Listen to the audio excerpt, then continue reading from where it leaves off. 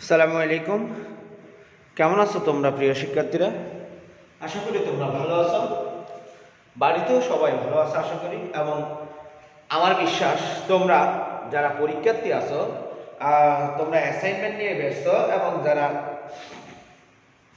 একাদশ শ্রেণী অর্থাৎ 2022 সালের পরীক্ষার্থী আছো তোমরা বাসায় তোমাদের প্রত্যেকের পড়ালেখা নিয়ে ব্যস্ত। কারণ আমি তো জানি তোমরা ভালো শিক্ষার্থী, ভালো ছেলে মেয়ে। সো ভালো ছেলে মেয়ে কখনো সময়ের অপচয় করে না, তারা সময়ের গুরুত্ব দেওয়ার চেষ্টা করে। তো আমার যেহেতু সেটা বিশ্বাস, সুতরাং নিশ্চয়ই তোমরা পড়ালেখা নিয়ে ব্যস্ত বা অ্যাসাইনমেন্ট নিয়ে ব্যস্ত, ঠিক আছে?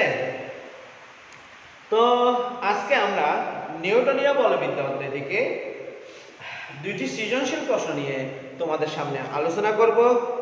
আমি আশা করব তোমরা যারা আমার সাথে সংযুক্ত আছো, বিজ্ঞান বিভাগের শিক্ষার্থী, তোমরা শুরু থেকে শেষ পর্যন্ত সংযুক্ত থাকবে। অনেক গুরুত্বপূর্ণ দুটো সৃজনশীল প্রশ্ন নিয়ে আলোচনা করব। এবং তোমরা যারা সংযুক্ত আছো সবাই তোমাদের এফবিআইটি থেকে যদি লিঙ্কটা শেয়ার করে দাও, তাহলে তুমি ছাড়াও তোমার আশেপাশের বিজ্ঞান বিভাগের শিক্ষার্থীরা ক্লাসটা দেখার সুযোগ পাবে। তো তোমার আশেপাশের বন্ধু বান্ধবরা যদি ক্লাসটা দেখার সুযোগ পায় তাহলে তারা নিশ্চয়ই লাভবান হবে। সুতরাং তোমরা অবশ্যই ক্লাসটা তাহলে শেয়ার করতেছো। আর যেটা যেটা আমি প্রথমেই বলে রাখতেছি সেটা হচ্ছে, যারা আমার সাথে সংযুক্ত আছো তোমরা যদি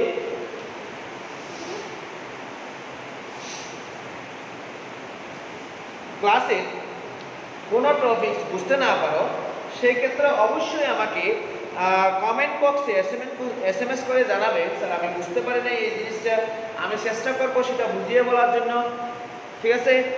আর আমি গত ক্লাসেও বলেছিলাম এই মহাবিশ্ব বা পৃথিবী বর্তমানে করোনা নামক এক বৈশ্বিক মহামারীতে আক্রান্ত।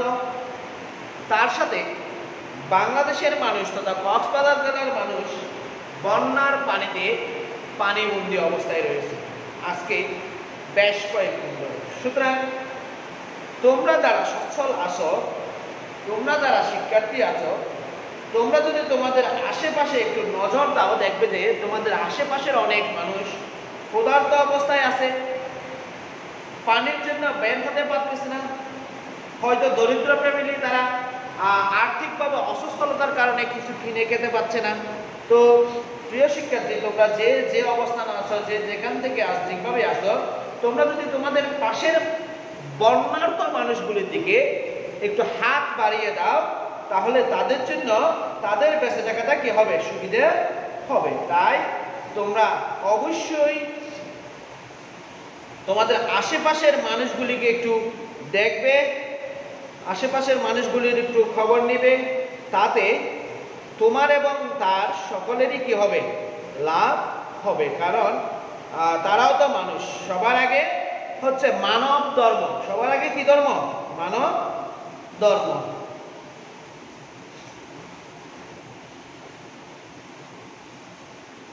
ঠিক আছে?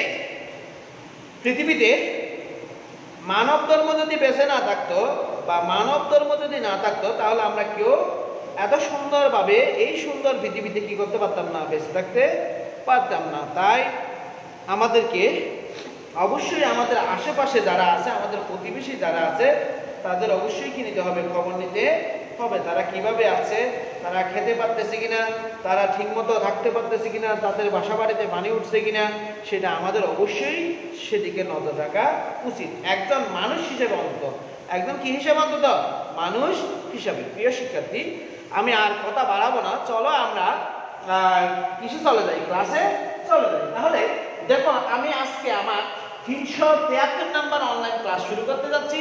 আজকে আমার কত নাম্বার অনলাইন ক্লাস শুরু করতে যাচ্ছি? 373 নাম্বার অনলাইন ক্লাস শুরু করতে যাচ্ছি। প্রিয় শিক্ষার্থী, আমি যখন গত 2020 সালের 24শে মার্চ থেকে ক্লাস শুরু করছিলাম, তখন কখনোই ধারণা ছিল না আমি এতগুলি অনলাইন ক্লাস সম্পন্ন করব। দেখো, আমার প্রচেষ্টা ছিল, আমার ইচ্ছে ছিল, আকাঙ্ক্ষা ছিল, আগ্রহ ছিল, সর্বোপরি একটা জেদ ছিল, যার কারণে আমি এক এক করে 100তম ক্লাস, 200তম ক্লাস, 300তম ক্লাস এমনকি 350তম ক্লাস পার হয়ে ইনশাআল্লাহ এখন 373তম ক্লাসে চলে আসছি। হয়তো অদূর ভবিষ্যতে আরো অনেক দূর চলে যেতে পারি, সেজন্য তোমরা সবাই দোয়া করবে এবং সাথে থাকবে। প্রিয় শিক্ষার্থী, চলো তাহলে আমরা ক্লাসে চলে যাচ্ছি। দেখো আমি একটা এখন সৃজনশীল প্রশ্নের উদ্দীপক লিখছি। এই সৃজনশীল প্রশ্নের উদ্দীপকে আমি লিখছি দেখো 30 কেজি ভরের একটি মার্বেল, 30 কেজি ভরের একটি মার্বেল যার ভর ছিল 30 কেজি, সেই মার্বেলটি 10 মিটার পার সেকেন্ড বেগে সোজা গিয়ে একটি স্থির মার্বেলকে ধাক্কা দেয়। আরেকটি স্থির মার্বেলকে সে কি দেবে? ধাক্কা দিবে। ধাক্কার পর মার্বেলটি তার 75% বেগ হারাবে। যে মার্বেলটি ধাক্কা দিবে সেই মার্বেলটি ধাক্কার পর তার 75% বেগ হারাবে, এবং যে মার্বেলটিকে ধাক্কা দিবে সেই মার্বেলটি 9 মিটার পার সেকেন্ড বেগে 9 মিটার পার সেকেন্ড বেগ লাভ করে, অর্থাৎ স্থির অবস্থান থেকে 9 মিটার পার সেকেন্ড বেগ লাভ করে সে কি করবে? সামনের দিকে গতিশীল হবে। গতিশীল হয়ে সে কি করবে? তার থেকে 3 মিটার দূরে একটি দেয়ালকে ধাক্কা দেবে। তার থেকে 3 মিটার দূরে একটি কাকে ধাক্কা দেবে? দেয়ালকে ধাক্কা দেবে। কিন্তু দেয়ালটা বসে থাকবে না, দেয়াল কি করবে? ওই মার্বেলটাকে একটি প্রতিরোধকারী বল মার্বেলের উপর প্রয়োগ করবে। দেওয়াল মার্বেলটিকে 3 নিউটন বলে বাধা প্রদান করছে। 3 নিউটন বলে কি প্রদান করছে? বাধা প্রদান করছে। এখানে অবশ্যই একটা জিনিস উপেক্ষা করা হয়েছে, সেটা হচ্ছে বাতাসের বাধা। তাহলে আমি উদ্দীপকটা আরেকটু বলতেছি। একটি মার্বেল যার ভর ছিল 30 কেজি, সে কি করছে? সোজা গিয়ে আরেকটি স্থির মার্বেলকে ধাক্কা দিছে। স্থির মার্বেলকে ধাক্কা দেওয়ার পর গতিশীল মার্বেলটির কত? 75% বেগ হারাই গেছে। 75% বেগ হারাই গেছে। স্থির গতিশীল মার্বেলটির বেগ ছিল 10 মিটার পার সেকেন্ড, এবং ধাক্কা খাওয়ার পর স্থির মার্বেলটি 9 মিটার পার সেকেন্ড বেগে সামনের দিকে গতিশীল হয়েছে। স্থির অবস্থান থেকে গতিশীল হয়ে সে যে অবস্থানে ছিল তার থেকে 3 মিটার দূরে একটি দেওয়ালকে ধাক্কা দেয়। দেওয়ালও গতিশীল বা দ্বিতীয় মার্বেলটির উপর একটি বল প্রয়োগ করে। সেই বলটা বা বাধাদানকারী বলটা হচ্ছে 3 নিউটন। বাতাসের বাধা উপেক্ষা করা হয়েছে। আমাকে ক নাম্বার প্রশ্ন বলতেছে যে স্থির মার্বেলটির ভর কত? স্থির মার্বেলটির ভর কত? এবং খ নাম্বার প্রশ্নে বলতেছে যে দ্বিতীয় মার্বেলটি দেওয়ালকে ধাক্কা দিয়েছিল সেই মার্বেলটি দেওয়ালের মধ্যে ঢুকতে পারবে কিনা? সেই মার্বেলটি দেওয়ালের মধ্যে কি পারবে কিনা? ঢুকতে পারবে কিনা? প্রিয় শিক্ষার্থী, যারা আমার সাথে সংযুক্ত আছো, আমি তোমাদের আবারও বলতেছি, তোমরা লিংকটা শেয়ার করে দিও। কারণ তোমরা লিংকটা শেয়ার করলে তোমাদের আশেপাশে যারা তোমাদের বন্ধু বান্ধব আছে বিজ্ঞান বিভাগে, তারা ক্লাসটা দেখতে পারবে। আর আমার সাথে আমার শ্রদ্ধেয় বড় ভাই পদার্থবিদ কবির লতিফ বা লতিফ কবির ভাই আছেন। তো ধন্যবাদ ভাইয়া, দোয়া করবেন। তাহলে চলো আমরা ক নাম্বার প্রশ্নটা সলভ করার চেষ্টা করি। দেখো আমাদের ক নাম্বার প্রশ্নের সাইজে স্থির মার্বেলটি ভর কত? স্থির মার্বেলটির ভর কত সেটা আমাদের কি করছে? ক নাম্বার প্রশ্নে বের করতে বলছে। তাহলে আমরা এখানে প্রথম মার্বেলের ক্ষেত্রে লিখতে পারি, প্রথম মার্বেলের ক্ষেত্রে ভর আমি m1 লিখলাম। m1 মানে হচ্ছে যে 30 কেজি। m1 মানে কত? 30 কেজি। অ্যাকচুয়ালি 30 কেজি নয়, এটা 30 গ্রাম হবে, কারণ মার্বেলের ভর তো 30 কেজি হতে পারে না। সুতরাং 30 গ্রাম হবে। আমি এখানে 30 গ্রাম লিখলাম। এই 30 গ্রাম যদি আমি কেজিতে নিয়ে যাই, গ্রামকে কেজিতে নিয়ে গেলে কি ভাগ করতে হবে? 1000 দিয়ে ভাগ করতে হবে। তার মানে 0.030 কেজি হবে। 0.030 কেজি হবে। ঠিক আছে? এরপরে প্রথম মার্বেলের আদি বেগ দেখো আদি বেগ যদি আমি u1 ধরি, সেই আদি বেগ ছিল 10 metre per second. 10 metre per second. এরপরে দেখো প্রথম মার্বেলটির শেষ বেগ, সে 75% বেগ হারাই ফেলছে বলছে। কত পার্সেন্ট বেগ হারাই ফেলছে বলছে? 75% বেগ হারাই ফেলছে। তাহলে শেষ বেগ যদি আমি v1 ধরি, v1 সমান হবে u1 মাইনাস কত পার্সেন্ট? 75%।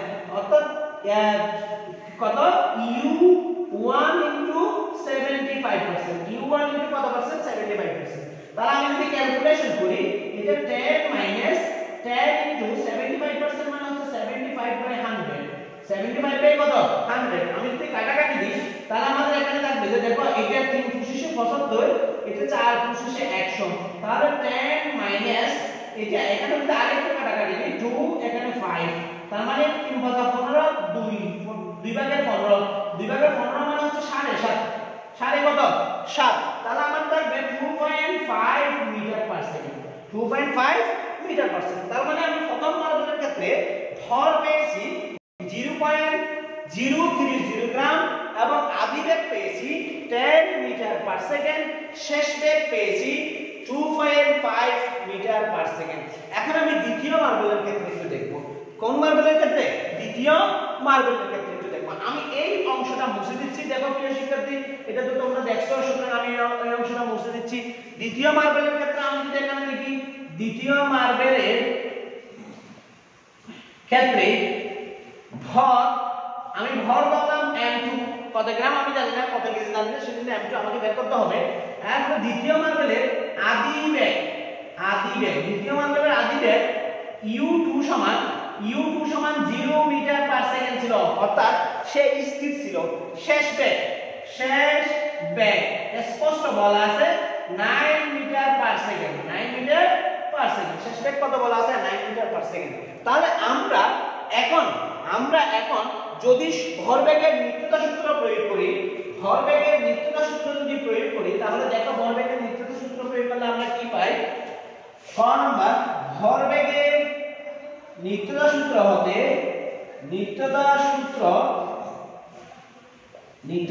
হতে পাই, দেখো কি পাই, m1 u1 plus m2 u2 সমান m1 v1 plus m2 v2, m2 কি 2 v2। দেখো প্রিয় শিক্ষার্থী, আমি একটা মানটা বসাচ্ছি। m1 এর মান ছিল 0.030 ইনটু u1 ছিল 10 মিটার পার সেকেন্ড, u1 ছিল কত metre per second? 10 metre per second, plus m2 সমান জানি না, u2 সমান 0 ছিল, u2 সমান কত ছিল? 0 ছিল। আবার m1 আসি, m1 সমান 0.030 ইনটু v1 ছিল 2.5 প্লাস m2 সমান জানি না, v2 সমান জানি 9, v2 সমান কত? 9 জানি। এখন আমি একটু পক্ষান্তর করে নেব। পক্ষান্তর করে নিলে দেখো এটাকে যদি আমি গুণ করি, একটু ক্যালকুলেটর দিয়ে দেখো গুণ করলে আমরা কি পাবো। কাইন্ডলি প্রিয় শিক্ষার্থী, না বুঝলে আমাকে জানাবে, আমি সর্বোচ্চতায় চেষ্টা করব তোমাদের ভালো কিছু দেওয়ার জন্য। তাহলে দেখো 0.030 ইনটু 10, তাহলে আমরা এখানে কি পাবো? 0.3 পাবো। কত পাবো? 0.3 পাবো, 0.3। এটা 0 হয়ে যাবে, প্লাস 0, এটাকে আমি যদি পক্ষান্তর করি, গুণ করে পক্ষান্তর করে বলি 0.030 ইনটু 2.5, তাহলে এটা হবে মাইনাস 0.075 ইকুয়াল 9m2। তাহলে আমরা এখন এখানে ক্যালকুলেশন করব, এটা থেকে এটা বিয়োগ করব, বিয়োগ করলে আমরা কত পাবো? দেখো 0.3 মাইনাস 0.075, তাহলে আমরা টোটালি পাবো 0.225 ইকুয়াল 9m2। আমার m2 এর মান দরকার, m2 সমান 0.225/9, তাহলে এটাকে যদি আমি 9 দিয়ে ভাগ করি, তাহলে আমরা পাবো 0.025 কেজি, 0.025 কেজি। বা m2 সমান, আমি যদি গ্রামে নিয়ে যাই তাহলে এটাকে 1000 দিয়ে গুণ করতে হবে, 0.025 ইনটু 1000 গ্রাম সমান 0. বা আমি এভাবে লিখবো 25 গ্রাম, 25 গ্রাম। অর্থাৎ স্থির মার্বেলটির ভর ছিল 25 গ্রাম। স্থির মার্বেলটির ভর ছিল কত গ্রাম?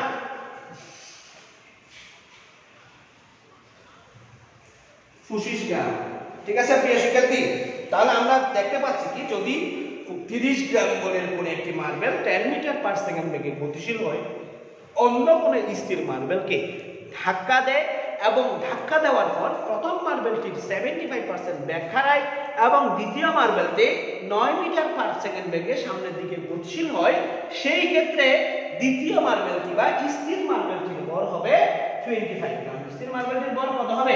25 গ্রাম। এখন আমরা খ নাম্বার প্রশ্নটা একটু করার চেষ্টা করব। দেখো প্রিয় শিক্ষার্থী, না বুঝলে আমাকে জানাইও, আমি আবার বলতেছি, কারণ তোমাদের জন্য অনলাইনে আসা, সুতরাং তোমরা যদি না বুঝো তাহলে আমার এই অনলাইনে আসার কোনো কি থাকে না, গুরুত্ব থাকে না। আমি এখন খ নাম্বার প্রশ্নটা আলোচনা করার চেষ্টা করব।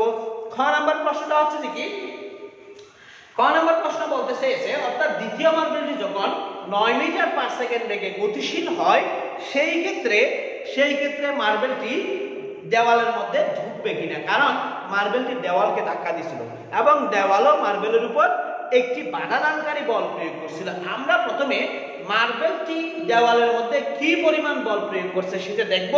যদি মার্বেল কর্তৃক প্রদত্ত বল বা প্রয়োগকৃত বলের মান দেওয়াল কর্তৃক প্রয়োগকৃত বলের মানের চেয়ে বেশি হয়, বেশি হয়, তাহলে মার্বেলটি দেওয়ালে ঢুকবে।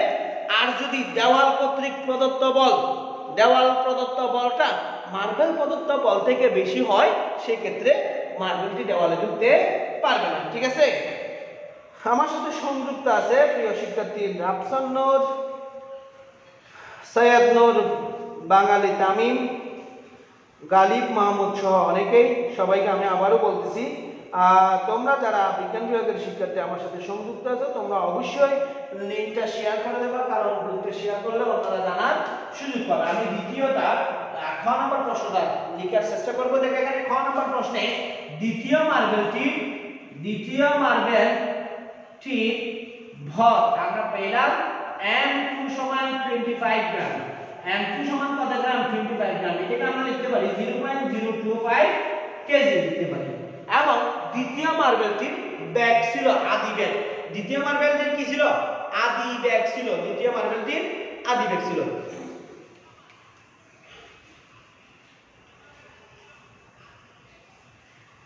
ঠিক আছে, দ্বিতীয় মার্বেলটির কি আদি ব্যাগ ছিল? আদি ব্যাগ ছিল না। দ্বিতীয় মার্বেলটির আদি ব্যাগ u2 সমান 0 মিটার পার সেকেন্ড ছিল। দ্বিতীয় মার্বেলটির শেষ ব্যাগ v2 সমান ছিল 9 মিটার পার সেকেন্ড। এবং এই দ্বিতীয় মার্বেলটি অতিক্রান্ত দূরত্ব অর্থাৎ সে দূরত্ব অতিক্রম করছে s সমান 3 মিটার। সে কয় মিটার দূরত্ব অতিক্রম করছে? 3 মিটার দূরত্ব অতিক্রম করছে। এখন দেখো প্রিয় শিক্ষার্থী, আমরা এই 3 মিটার দূরত্ব অতিক্রম করলে সে অতিক্রম করার সময় কত ত্বরণ নিয়ে অতিক্রম করছে সেটা আমরা একটু বের করব। কত ত্বরণ নিয়ে অতিক্রম করছে সেটা আমরা একটু কি করব? বের করার চেষ্টা করব। এখানে মার্বেলটির ত্বরণ a সমান জানি না। মার্বেলটির ত্বরণ a সমান কি জানি না। এবং মার্বেল কর্তৃক দেওয়ালে প্রযুক্ত বল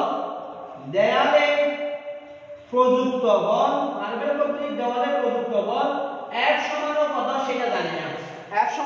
সেটা জানি না।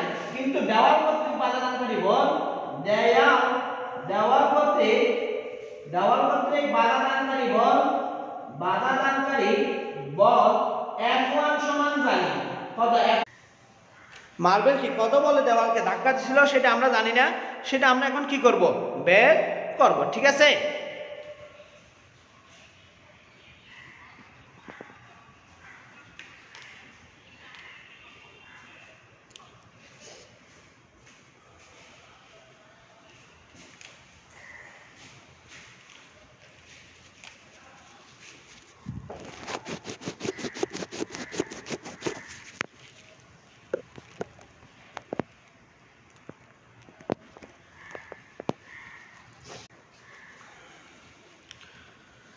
তাহলে দেখো আমরা কি দেখতে পাই, নেটওয়ার্ক কানেকশন একটু দুর্বল, ডিস্টার্ব করতেছে। তোমরা একটু তোমাদের একটু ধৈর্য ধরতে হবে, কারণ ওই যে বাংলাদেশের নেটওয়ার্ক সিস্টেম তো জানো কি অবস্থা। এরা 1 মিনিট ভালো করে চালাইলে 10 মিনিট অবস্থা খারাপ হয়ে যায়। ঠিক আছে, এই জন্য তোমরা একটু ওই যে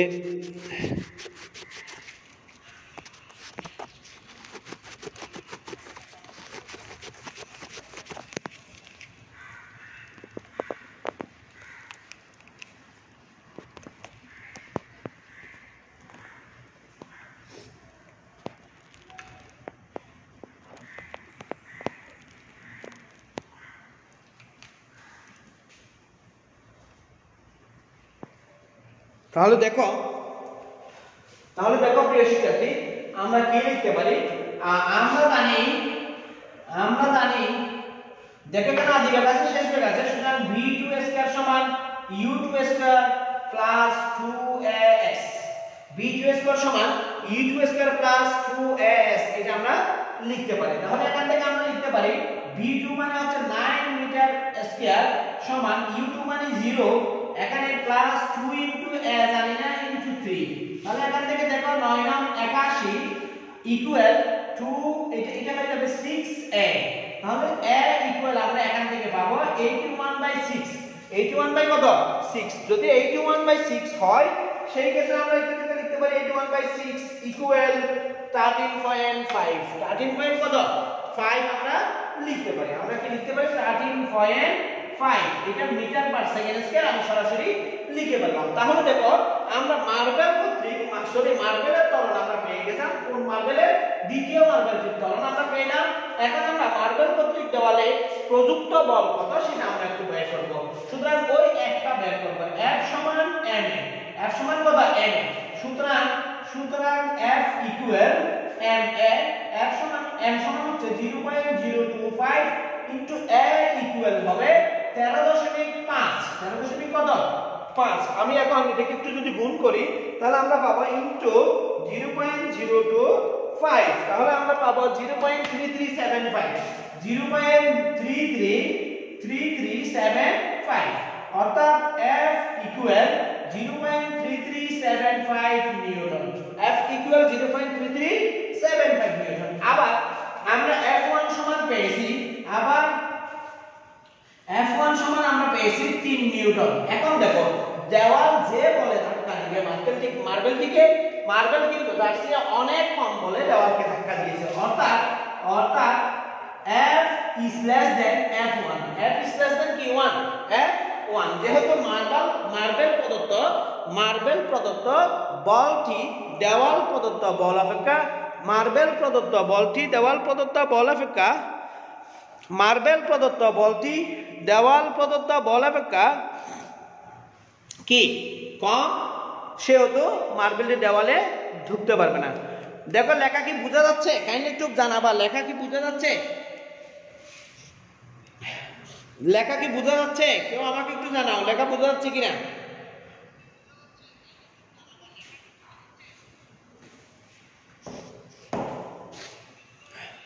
ইব্রাহিম লেখা কি বোঝা যাচ্ছে?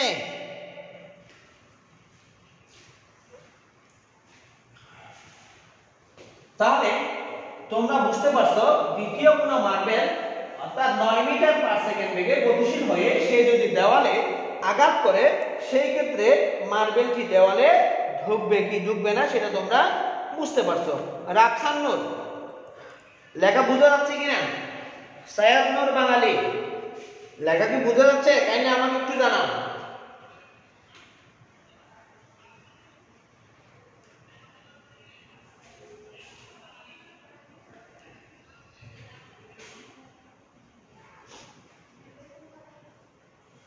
আমার মনে হয় তাহলে লেখা বোঝা যাচ্ছে। এখন আমরা আরেকটি সৃজনশীল প্রশ্নে চলে যাচ্ছি। খুব সহজ একটা প্রশ্ন, আরেকটি সৃজনশীল প্রশ্ন এটা। এই সহজ সৃজনশীল প্রশ্নটা আমরা সমাধান করে আমরা কি করব আজকের ক্লাসটা শেষ করে দেব। 4 নাম্বার সৃজনশীল প্রশ্ন। দেখো এই সৃজনশীল প্রশ্নে এরকম একটা চিত্র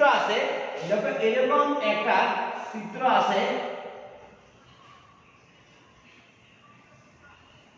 A B C D এখানে একটা কোণ আছে। এই কোণের পরিমাণ হচ্ছে 60 ডিগ্রি।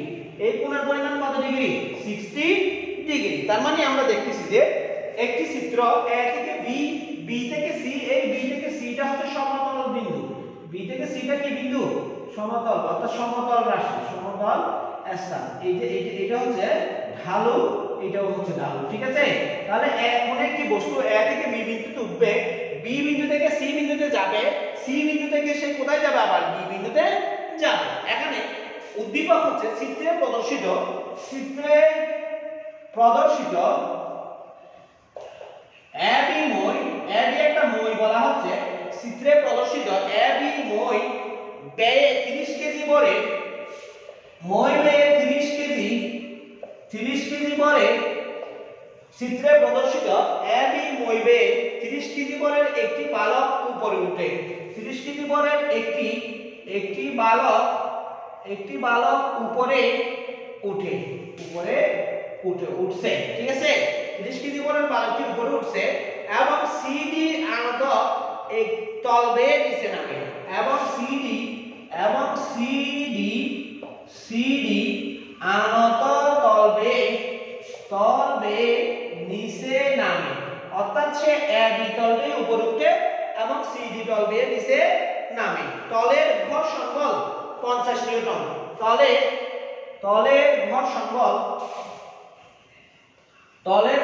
বল 50 নিউটন, এবং তলের ঘর্ষণ বল অর্থাৎ নামার সময় যে ঘর্ষণ বলটা তার বডির সাথে তলের যে ঘর্ষণ বলটা কাজ করে সেটা হচ্ছে 50 নিউটন, এবং এবি সমান 4 সেন্টিমিটার, বিসি সমান 1 সেন্টিমিটার, এবি সমান 4 সেন্টিমিটার, বিসি সমান 1 সেন্টিমিটার,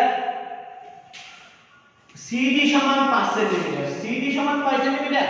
5 সেন্টিমিটার। চিত্রের দিকে বলতেছে যে এবি এর মান 4 সেন্টিমিটার, বিসি এর মান 1 মিটার এবং সিডি এর মান 5 মিটার। এটা 5 মিটার হবে এবং এটা কত মিটার হবে? 1 মিটার হবে। এরপর দেখো আমাকে প্রশ্ন বলতেছে যে বালকটি এ হতে সি বিন্দুতে পৌঁছাতে ক নাম্বার, বালকটি এ হতে সি বিন্দুতে পৌঁছাতে প্রয়োজনীয় কাজ বা কত, কৃতকাজের মান কত, কৃতকাজের মান কত, অর্থাৎ বালকটি যখন এ বিন্দুতে হেঁটে বা এ বিন্দু থেকে বি বিন্দু হয়ে সি বিন্দুতে পৌঁছায় সেই ক্ষেত্রে তার কি পরিমাণ কাজ করতে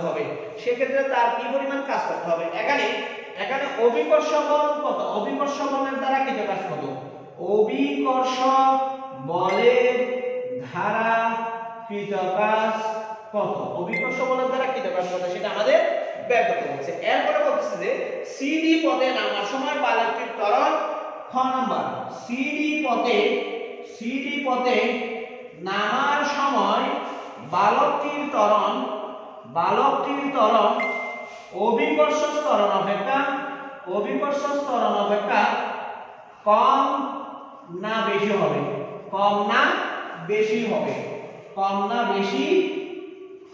গাণিতিকভাবে বিশ্লেষণ করো,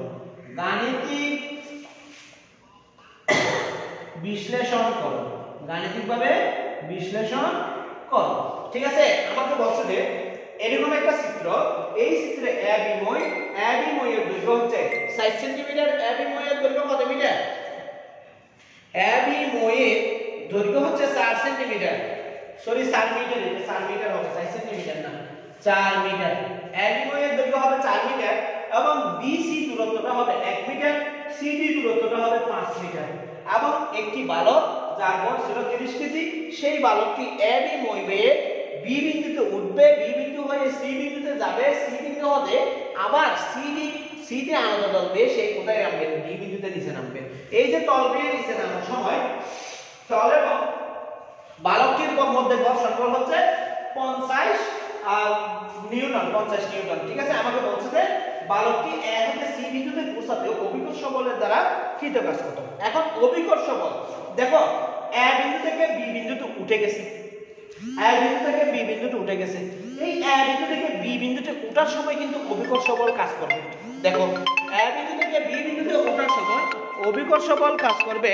এই অভিকর্ষ বল কাজ করার পরে বি বিন্দু থেকে যখন সে সি বিন্দুর দিকে রওনা হবে, বি বিন্দু এবং সি বিন্দুর উচ্চতা সেম। দেখো বি বিন্দু এবং সি বিন্দুর উচ্চতা কিন্তু কি সেম, বি বিন্দু এবং সি বিন্দুর উচ্চতা সেম হওয়ার কারণে তারা কি করবে না, ওই ক্ষেত্রে অভিকর্ষ বল একই রকম অভিকর্ষ বল কাজ করবে, অর্থাৎ ভিন্ন ভিন্ন অভিকর্ষ বল কাজ করবে না, ঠিক আছে, একই রকম অভিকর্ষ। তাহলে দেখো আমরা প্রথমে এর হতে সি তে যেতে কি পরিমাণ অভিকর্ষ বল কাজ করবে সেটা একটা আমরা দেখব।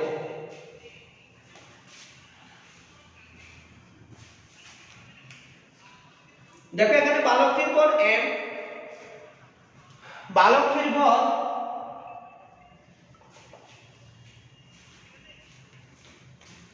বালকটির ভর m সমান 30 কেজি, এরপরে আছে কি বালকটির ভর m সমান 30 কেজি। এরপরে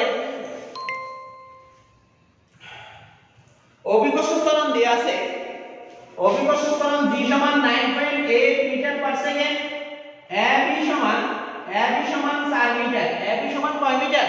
4 মিটার। ab সমান কত মিটার দেয়া আছে? 4 মিটার দেয়া আছে। এবং আণবিক কোণ θ সমান 60 ডিগ্রি দেয়া আছে। আণবিক কোণ θ সমান কত ডিগ্রি দেয়া আছে? 60 ডিগ্রি দেয়া আছে। এখন অভিকর্ষ বল দ্বারা কি কাজ? অভিকর্ষ